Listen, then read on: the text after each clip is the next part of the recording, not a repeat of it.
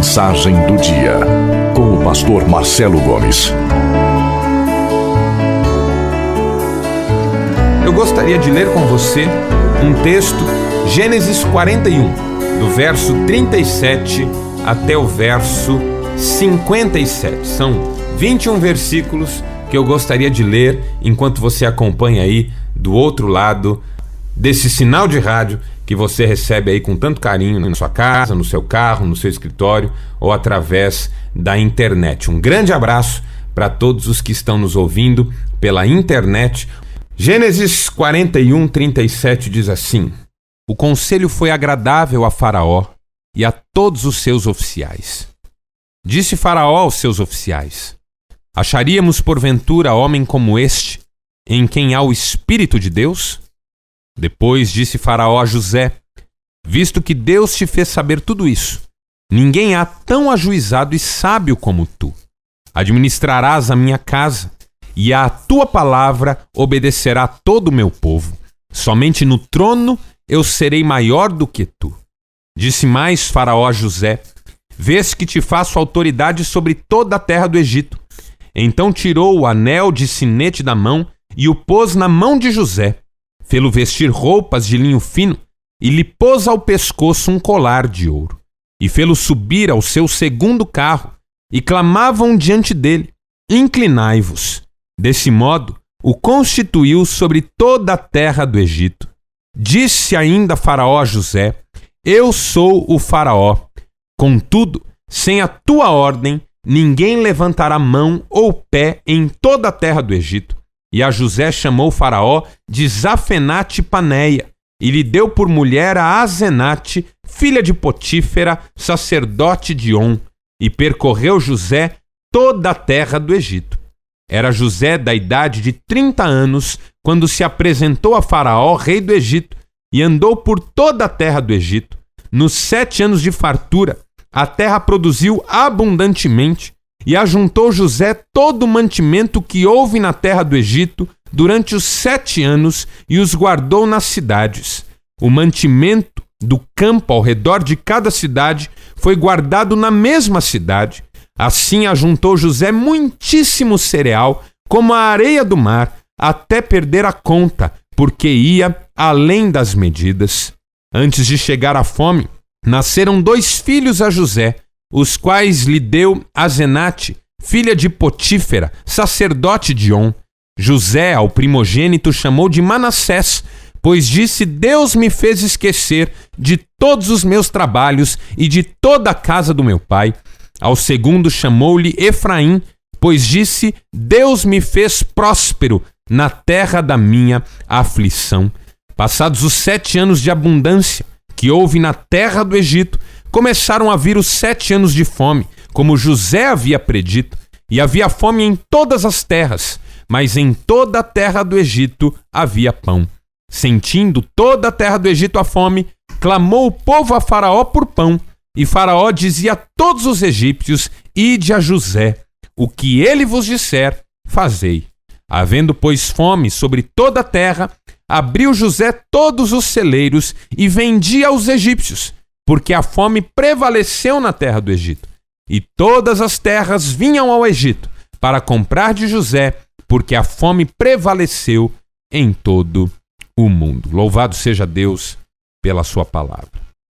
Veja bem, José passou por uma caravana de mercadores de escravos. Por que é que um jovem tem que passar por uma experiência como essa? José não passava de um menino, 17, 16, no máximo 18 anos de idade, quando seus irmãos o venderam para uma caravana de mercadores movidos, como você sabe, por inveja, ciúmes, desamor, intrigas, intolerância e toda sorte de sentimentos ruins. Da caravana, José vai para a casa do Potifar, onde o serve como escravo, onde o abençoa com o seu serviço. Deus estava com José, mas onde é também traído, porquanto a mulher do Potifar colocou seus olhos em José e tentou dormir com ele. José resistiu, como você conhece a história, e a esposa do Potifar acabou então inventando mentiras sobre ele. e ele foi parar na cadeia. Por que é que um jovem tem que passar por isso? José deveria ter uns 20 anos de idade, 21 anos de idade, quando foi parar na cadeia do Egito. Ali ele amargou um tempo muito difícil, mas também se destacou pela sua fidelidade, pelo seu amor a Deus, de modo que até o carcereiro começou a confiar na honestidade e nos bons serviços que José lhe oferecia. E José passou então a cuidar inclusive dos outros presos. Mas na cadeia, um jovem na cadeia, terra estranha, longe da sua família, seu pai não sabia que ele estava vivo, achava que ele estava morto por causa da história que os irmãos de José contaram, e José ficou ali completamente abandonado por vários anos. No meio desse período, ele interpretou sonhos de 2 prisioneiros, um morreu, o outro voltou à presença do faraó, mas esse que voltou à presença do faraó não se lembrou de José. Porque nem sempre as pessoas que nós ajudamos na vida se lembram de nós quando estão melhor e quando somos nós que precisamos delas. E o fato é que José continuou ali por alguns anos, até que quando ele completou 30 anos de idade, o faraó teve alguns sonhos muito estranhos e o copeiro que o servia e que esteve na cadeia com José lembrou que José era capaz de interpretá-los. José é chamado pelo faraó, interpreta os sonhos de Faraó, fala de 7 anos de fartura que viriam sobre a terra do Egito, mas também de 7 anos de fome que viriam na sequência desses 7 anos de fartura e que fariam com que todos esquecessem dos 7 anos de fartura, tamanha fome que se estabeleceria. E quando o Faraó então fica desesperado, o que fazer diante disso que você está dizendo? José lhe dá um conselho: vamos armazenar todo o alimento possível durante os 7 anos de fartura, de modo que quando os 7 anos de fome chegarem, haja mantimento estocado. E o faraó trate de escolher alguém de confiança, com sabedoria, com temor, com condições, uma pessoa criteriosa para fazer esse trabalho, de modo que nesse período de fartura se acumule alimento para os 7 anos de fome. Quando o faraó ouve essa proposta, ele diz então: ninguém pode ser melhor do que você, que tem um espírito divino e que tem uma sabedoria maravilhosa para ocupar essa função. E aí o faraó faz tudo o que nós lemos no texto que nós acabamos de ler. Coloca o seu anel no dedo de José, o coloca numa carruagem real, a segunda carruagem, para mostrar que ele estava na segunda posição em toda a terra do Egito, faz com que os arautos passeiem com José pelas ruas do Egito, clamando quem é José a partir de agora diante do Egito, e as coisas finalmente se esclarecem para José. E finalmente José entende por que que Deus permitiu que ele passasse por tudo aquilo que ele passou. Quando José chega nessa condição de chefe da nação, só perdendo a sua autoridade quando o faraó estivesse no trono, porque só no trono o faraó seria maior do que José. Quando José então vê que as coisas caminham em rumos que ele jamais poderia imaginar, José faz algumas coisas que me ensinam lições importantíssimas a respeito de como eu devo agir quando as coisas finalmente ficam favoráveis para o meu lado. Em outras palavras, este texto que nós acompanhamos juntos aqui agora há pouco nos ensina lições sobre como deve ser a nossa postura quando finalmente a bonança chega. Porque a vida é assim. Depois da tempestade vem a bonança. Não há desgraça que não passe. Não há tragédia que não tenha fim. Não há momento atribulado que não se resolva finalmente, que não dê lugar a um momento de alguma tranquilidade. Todos nós já vivemos ou vamos viver em algum momento da nossa história um bom momento. Para todos nós, Deus já reservou ou reserva alguma fase de certa tranquilidade. de certa bonança, de certa firmeza, como se Deus estivesse nos dando o privilégio de descansarmos um pouco, de respirarmos um pouco. Uma fase de alguma tranquilidade, de algum bem-estar, de algum prazer. Sabe aquela época da vida em que você diz, não, tá tudo bem, tá tudo bem. Claro que os pequenos problemas sempre vão fazer parte da nossa vida. Nunca haverá aquela fase em que você não terá que lutar com nada. Mas eu estou falando daquele momento, daquele período da vida em que, apesar de tudo, a gente está bem. Se a vida continuasse assim até o final, nós teríamos só o que agradecer. Sabe quando você conversa com uma pessoa e ela diz assim, olha, eu seria injusto se pedisse alguma coisa para Deus, porque Deus tem me dado muito mais do que eu preciso, do que eu mereço. Sabe quando você conversa com alguém e a pessoa diz assim, eu só tenho que agradecer, porque Deus tem me abençoado muito mais do que eu podia imaginar.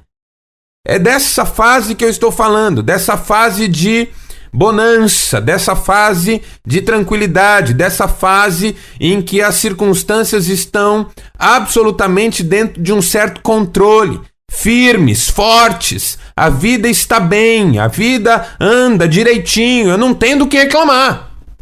De repente, José sai de uma fase extremamente dolorosa para um auge, para um clímax, para uma fase completamente inesperada, mas muito bem-vinda. De repente, aquele menino que saiu de casa vendido pelos irmãos, um adolescente, é o todo-poderoso da terra do Egito, só perdendo para o próprio faraó, e isso quando este estivesse assentado no seu trono. O que é que José pode nos ensinar nesse momento? Porque nós já aprendemos muito com José na casa. Nós já aprendemos muito com José na cadeia. Aprendemos com o José que foi para a caravana. Mas e esse José agora? Que de repente vê o mundo como se fosse uma porta aberta diante dos seus pés. O que esse José que de repente vê a história se descortinando diante dos seus olhos e tudo se torna um sonho, uma fantasia, uma espécie de realização que jamais poderia ser imaginada. O que é que esse José, para quem tudo vai bem agora, ele se casa, ele tem filhos, ele tem uma posição maravilhosa, ele tem autoridade, ele tem o respeito, ele tem tudo que uma pessoa pode desejar. O que é que esse José pode nos ensinar nessa noite, para mim e para você que está aí ouvindo essa programação da Rádio Catedral? O que é que nós podemos aprender? Primeira lição que eu aprendo com José é que quando tudo vai bem, a gente não pode baixar a guarda. Primeira lição que José me ensina é que quando tudo vai bem, a gente se esforça mais do que se esforçava quando tudo ia mal. A nossa maneira de ser é diferente. Às vezes a gente aproveita uma fase boa para dar aquela relaxada. E a pessoa diz assim, não, eu mereço dar uma relaxada. Você finalmente arrumou um emprego e aí começa a dar aquela relaxada. Ora menos, lê menos a Bíblia, vai menos à igreja, compartilha menos do evangelho. Ah não, eu passei por uma fase tão difícil que agora eu mereço dar uma relaxada. Não é o que a gente vê na vida de José. José mal assume a sua posição. A Bíblia diz que ele faz uma inspeção em toda a terra do Egito e percorre toda a terra do Egito. Esse homem não tira férias. Esse homem não dá sopa pro azar. Esse homem não fica apenas dentro do seu gabinete contabilizando as coisas boas que acabou de receber. Não, esse homem trabalha e trabalha muito. Porque quando a fase boa chega, o ideal é que a gente estufe o peito e trabalhe como nunca. Porque agora a gente pode focar a atenção. Porque agora a gente não precisa se dividir entre 2, 3, 4 coisas que estão indo mal na nossa vida. Porque agora a gente tem condições de trabalhar com leveza de espírito e de ser na presença de Deus aquilo que Deus quer que a gente seja. José inspecionou toda a terra do Egito. José pôs a mão na massa, José começou a obra, José não se deixou iludir pela momentânea fama, pelo momentâneo poder que ele tinha recebido. É hora de pôr a mão na massa. Como diziam os nossos avós, o boi engorda com o olho do dono. Quer dizer que tudo vai bem e você agora gasta sem fazer conta? Quer dizer que tudo vai bem e você já não diz não para ninguém? Quer dizer que porque tudo vai bem, você para de disciplinar seu filho? Quer dizer que porque tudo vai bem, você se acha no direito de apenas receber benefícios e de não pagar mais nenhum preço? Quantas pessoas se esquecem que a fase boa não é para a gente abaixar a guarda, mas é para a gente lutar com muito mais foco, com muito mais tranquilidade, com muito mais condições. Pense naquele homem do qual Jesus falou, que fez uma grande colheita, armazenou em celeiros, colocou as mãos como quem coloca os polegares por debaixo do suspensório. Sabe aquela visão de alguém com os 2 polegares à altura das axilas, naquela cena de tranquilidade? Eu agora estou bem, estou farto, não tenho mais problemas, não preciso mais de nada. E a voz do céu veio dizendo: louco, essa noite pedirão a tua alma, o que tens, para quem será? Nunca é tempo de baixar a guarda. Nunca é tempo de relaxar a ponto de deixar para lá as obrigações e as responsabilidades. Miqueias capítulo 2, verso 10: levantai-vos e andai, porque não será aqui o lugar do vosso descanso. Veja como José nos inspira. Ele trabalha, ele corre, ele inspeciona, ele visita, ele está bem, mas isso não é motivo para sentar em cima do sucesso. Por isso que quando a gente faz sucesso, a gente, ao invés de tratar pior os outros, a gente trata melhor. Quando a gente faz sucesso, ao invés da gente pisar nos outros, a gente estende a mão. Quando a gente faz sucesso, ao invés da gente perseguir, a gente dá os braços. Quando a gente faz sucesso, ao invés da gente desprezar, a gente valoriza. A gente nunca sabe o dia de amanhã. José sabia que tudo aquilo era ilusório e passageiro e que ele não podia perder um só minuto. Tinha que trabalhar. Se você está vivendo uma fase boa na sua vida, não baixe a guarda, irmão. Faça o seu melhor. Honre a Deus, sirva ao Senhor, ore mais, leia a palavra. A Bíblia diz que o negligente não agrada o coração de Deus. José inspecionou toda a terra do Egito e trabalhou muito, porque ele sabia que toda fase favorável passava rápido. Segunda lição que nós aprendemos com José é que José, na fase difícil da sua vida, ajuntou para a fase difícil da sua vida. A segunda lição que nós aprendemos com José é que José, na fase favorável, ajuntou, estocou, poupou para a fase difícil. Coisa que para o brasileiro ainda é muito difícil, muito complicado. A gente não tem cultura de guardar para a hora difícil. O sujeito ganha R$500 por mês, ele gasta 550. Ele tem um aumento, o salário passa para 700, ele gasta 750. Aí ele tem um aumento, passa a ganhar R$1.000, ele gasta 1.050.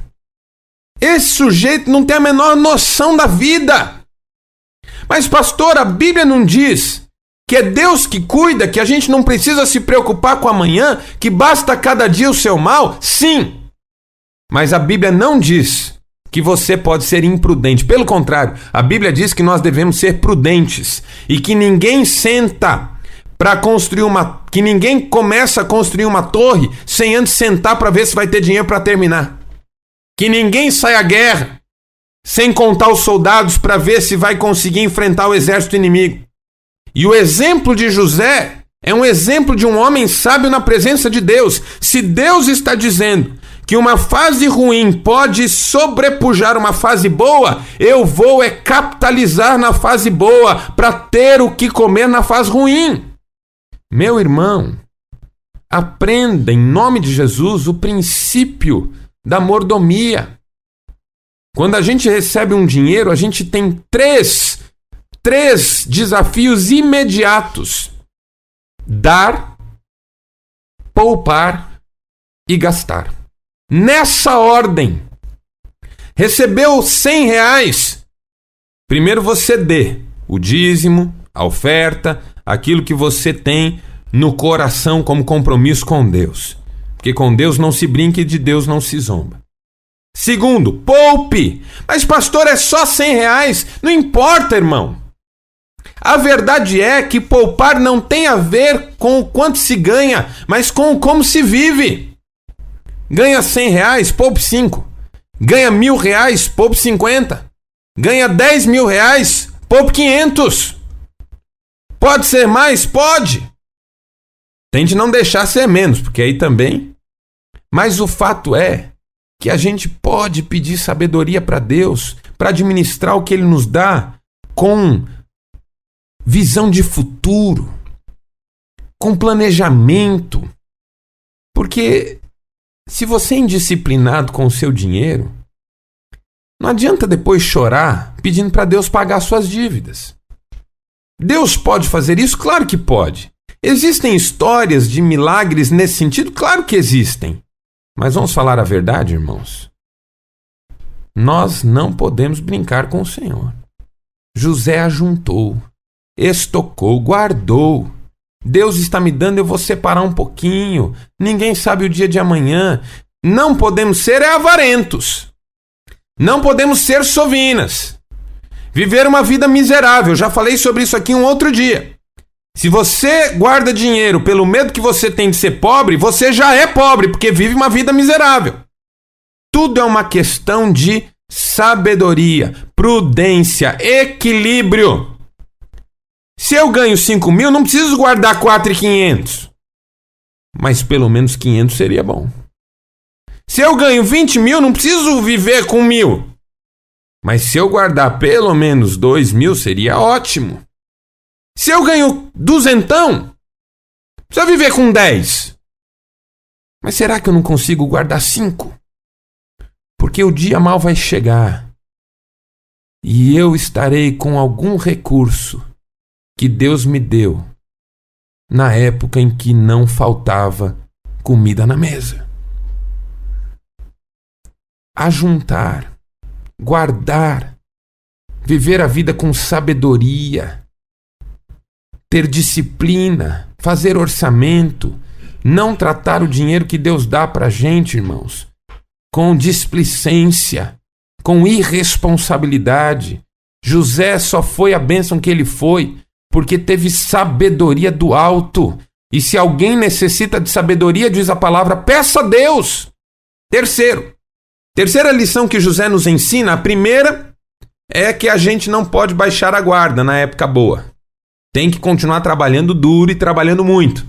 Segundo, que a gente não pode desperdiçar, gastar, apenas desfrutar. A gente tem que guardar, poupar, pensar no amanhã, não com medo, nem com incredulidade, mas com sabedoria e fé. Terceira lição que José nos ensina na época boa da sua vida é que a gente tem que superar o passado difícil. Porque se tem uma coisa que a fase boa nos ajuda, é a superar a fase ruim. E sabe o que mais me entristece, irmãos? É que às vezes tem gente que quando entra na fase boa da vida, começa a viver em função daquela época difícil que enfrentou. Eu vou dar um exemplo. Sabe aquela pessoa que ficou desempregada 2 anos? 2 anos desempregada. Nesse período, passou dificuldade, passou necessidade, precisou contar com a solidariedade de alguns poucos amigos, ficou se questionando, questionou a Deus: por quê? Por que eu tenho que passar por isso? Por que Deus não faz nada? Por que Deus não me abre uma porta de emprego? E chorou e derramou lágrimas. E aí, quando finalmente a pessoa arruma um emprego, e o emprego vem trazer solução para a sua vida, Deus finalmente abre uma porta, a pessoa não esquece do passado, vive com medo, complexos de inferioridade, vai trabalhar com aquela sensação de que a qualquer momento pode perder o emprego. Para mim nada dá certo. Puxa, você arrumou um emprego tão bom, quero ver até quando. Olha que bênção o lugar que você está trabalhando. Mas não sei não, hein? Para mim costuma dar tudo errado. Sabe, gente que não supera o passado? Deus abriu uma porta para você e você fica pensando que vai esfregar isso na cara daquela pessoa que fechou uma porta para você. Meu irmão, que é isso? Fulano vai ver. Ele disse que eu nunca ia ser nada na vida. Eu vou esfregar na cara dele. Há muitos anos, um pastor mais experiente chamou um seminarista no seu gabinete e disse assim: olha, se você continuar desse jeito, você nunca será um pastor. Porque aquele seminarista vinha mostrando várias falhas de caráter em várias áreas. E esse pastor o chamou para repreender. Ele disse: você não será um pastor desse jeito. E aí, na conversa, o pastor acabou dizendo mais. Disse: olha, eu não consigo ver um chamado de Deus na sua vida. E esse seminarista retrucou, não quis aceitar, disse que o pastor não tinha autoridade para falar aquelas coisas. E o fato é que esse seminarista continuou fazendo seminário, continuou buscando seu espaço, conseguiu uma igreja que o acolhia e finalmente foi ordenado pastor. Anos depois. Teve algumas dificuldades, mas anos depois foi ordenado pastor. No dia que ele foi ordenado pastor, ele foi procurar esse pastor mais velho para dizer: tá vendo? Você estava errado. Aquele pastor mais velho olhou para ele e ficou pensando: meu Deus, esse menino guardou por todos esses anos uma mágoa sobre aquilo que eu disse para ele. E o pior, se ele tivesse parado para pensar, ele teria percebido que aquilo que eu falei para ele foi uma bênção na vida dele. Porque ao invés dele desanimar, ele lutou, não se deixou vencer e finalmente chegou lá. Mas de repente fica até difícil comemorar a vitória do menino. Porque com esse coração, que tipo de pastor ele vai ser? Vingativo, rancoroso, magoado, do tipo: eu vou esfregar na cara dele aquilo que ele me falou. Que é isso, meu irmão? Veja, onde é que eu estou me baseando para dizer que José superou seu passado? A Bíblia diz que ainda antes dos anos de fome, Azenate, filha de Potífera, sacerdote de On, deu a José 2 filhos, e o primeiro José deu o nome de Manassés, dizendo: Deus me fez esquecer todo o meu sofrimento. Chega de olhar para trás. A fase boa chegou. É hora de sepultar o passado com maturidade. É hora de sepultar o passado com esperança. José soube superar. Talvez você ainda esteja na fase difícil. Minha irmã, meu irmão, não guarde mágoa, não guarde rancor, não seja uma pessoa com marcas. Quando a fase boa chegar, ponha um ponto final na fase ruim e viva na dimensão daquilo que Deus está fazendo. Não queira esfregar nada no rosto de ninguém. Deus usou até as pessoas que se levantaram contra você para abençoar a sua vida. A gente não deve se alegrar que a nossa vitória entristeça outros. A gente não deve se alegrar que a nossa vitória seja um tapa na cara de outros. A gente não deve se alegrar com essas coisas, viu? Isso não é um espírito cristão, isso é um espírito demoníaco. Agora que eu venci, aquele meu vizinho vai ver só quem que é de Deus aqui. Tenha dó, meu irmão, isso não é espírito cristão, não. Quer dizer então que a sua bênção serve para o seu vizinho ver quem é quem? Eu achei que a sua bênção servia para você glorificar o Senhor. Se a sua bênção está servindo para glorificar você, não é mais bênção, virou maldição. Toda vitória que me torna uma pessoa pior é derrota. Quem tem ouvidos para ouvir, ouça. E quarta lição. Primeiro, José não baixou a guarda. Trabalhou e trabalhou muito, mesmo estando bem e vivendo uma fase boa. Segundo, José guardou, poupou, ajuntou, estocou.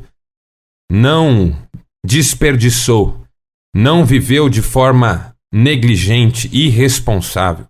Terceiro, José sepultou o passado com maturidade. Superou os traumas, as mágoas. Se Deus estava com isso tudo preparado para mim, eu não tenho que reclamar de nada do que me aconteceu. Eu tenho mais é que entender que tudo que me aconteceu serviu.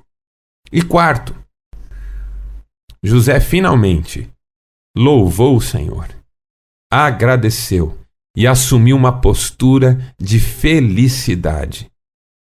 Veja só, o texto que nós acabamos de mencionar diz que José teve 2 filhos. O primeiro ele chamou de Manassés, dizendo: Deus me fez esquecer o sofrimento e a casa do meu pai. Mas o segundo ele chamou de Efraim, dizendo: Deus me fez prosperar na terra. Veja que coisa maravilhosa! Primeiro, Deus me fez esquecer. Segundo, Deus me fez prosperar. Deus não só tirou da minha mente aquilo que estava me atormentando, como colocou no meu coração uma alegria nova pela prosperidade que Ele mesmo me deu. Que bênção! Que bênção uma pessoa que sabe reconhecer que tudo vem de Deus. Que bênção uma pessoa que sabe celebrar. Que bênção uma pessoa que sabe exaltar. Que bênção uma pessoa que tem um sorriso no rosto. Às vezes a gente conhece pessoas que, embora tenham sido abençoadas, continuam carrancudas. Não é? Às vezes a gente conhece pessoas que, embora vivam uma vida melhor do que a de muita gente, estão sempre reclamando. Isso quando a gente não conhece as pessoas que estão no outro lado dessa mesma moeda, né? Gente que também é abençoada, mas que acha que é abençoada por mérito próprio. Não, mas eu é que fiz. Não, mas isso eu consegui sozinho. Não, mas isso aí, se não fosse por mim mesmo, eu não teria. E esquece que Deus é a fonte de todo bem. José reconheceu. Que maravilha se eu e você hoje pudermos reconhecer que o Senhor, nosso Deus, é a fonte de toda boa dádiva e de todo dom perfeito. Não é o que diz a palavra? Toda boa dádiva e todo dom perfeito vem do alto, descendo do Pai das luzes, em quem não há variação e nem sombra de mudança. Que bênção! Quem sabe hoje você não está precisando inspecionar, trabalhar melhor, cuidar melhor da sua casa, tratar melhor a sua esposa. Tá tudo bem no casamento? Traga flores. Vai deixar para trazer flores quando ela estiver querendo separar, irmão? Eu sou pastor, eu aconselho todo santo dia. Gente que espera o casamento encacar para depois pedir ajuda. Aí você diz assim: olha, qual foi a última vez que você deu um presente para sua mulher sem ela esperar? Ah, já faz uns anos, hein? Bom, e agora é difícil, né, irmão? Trata a mulher feito um lixo nos últimos 5 anos e agora que ela tá desanimada, querendo ir embora, você quer remediar? Claro que Deus pode fazer um milagre, que o casamento tem que seguir e que Deus pode restaurar e que não é objetivo da fé a gente se separar. Mas espera aí, não podia ter começado antes? Ah, mas é que estava tudo bem. É o nosso problema. Tá tudo bem, a gente baixa a guarda. Quem sabe hoje você não tem que tratar um pouquinho melhor seu filho? Tá tudo bem com ele? Ele tá indo bem na escola? Elogie. Dê um brinquedo bonito. Leve-o passear no parque, jogue bola com ele. Filho, eu estou fazendo isso porque você tem sido um filho abençoado. Filho, eu vou fazer isso para você porque você tem sido um filho...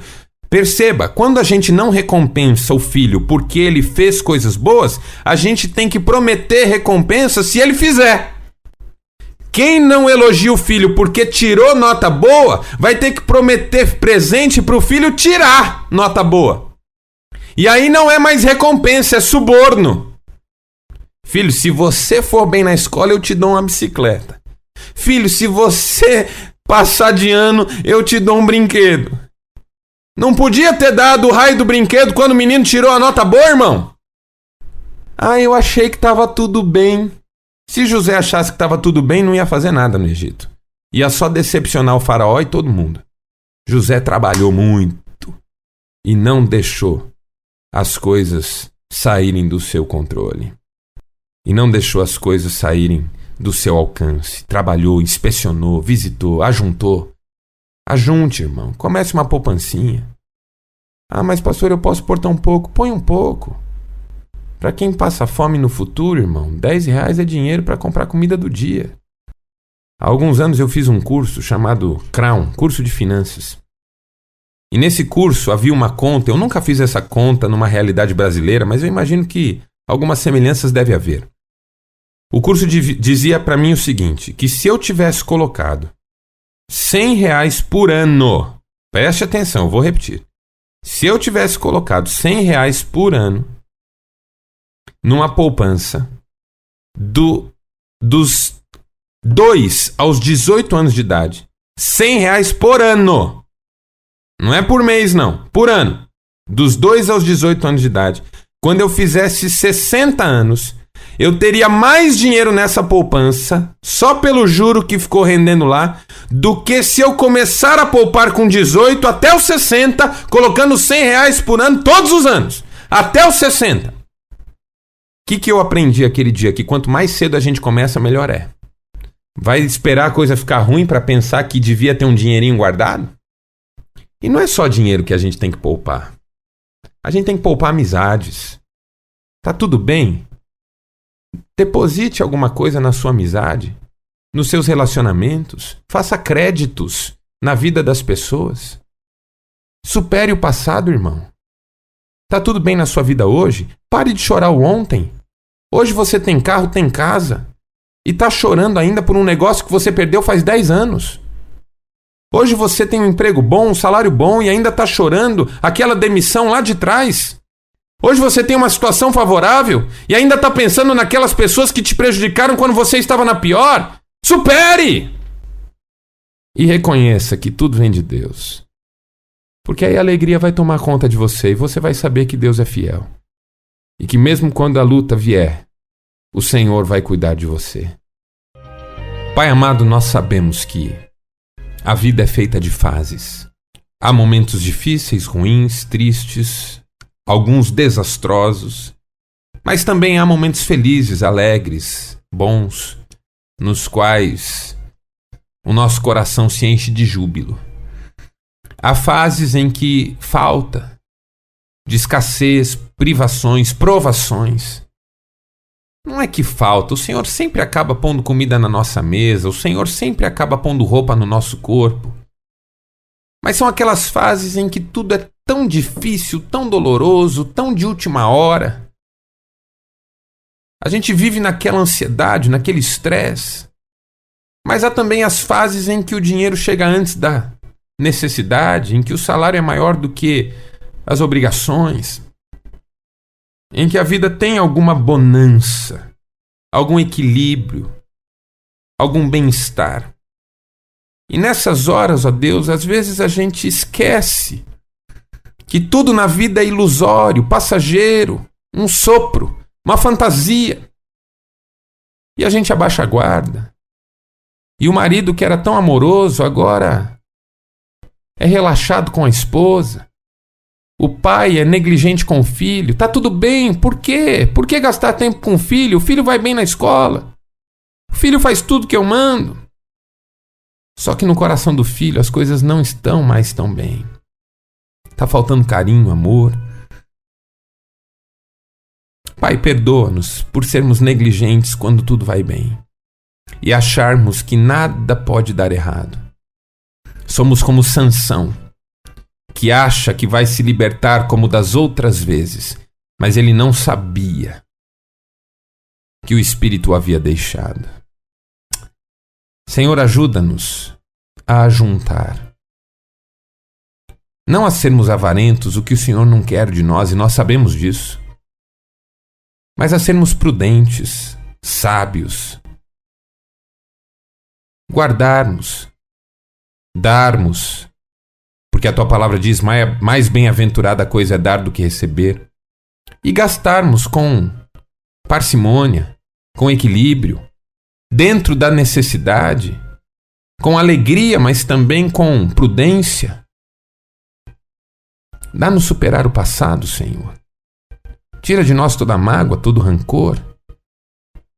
E finalmente, meu Pai, ajuda-nos a reconhecermos que o Senhor é a fonte de todo bem, porque no Senhor nós confiamos. Fica conosco, dá-nos uma boa noite. Nós oramos em nome de Cristo. Amém.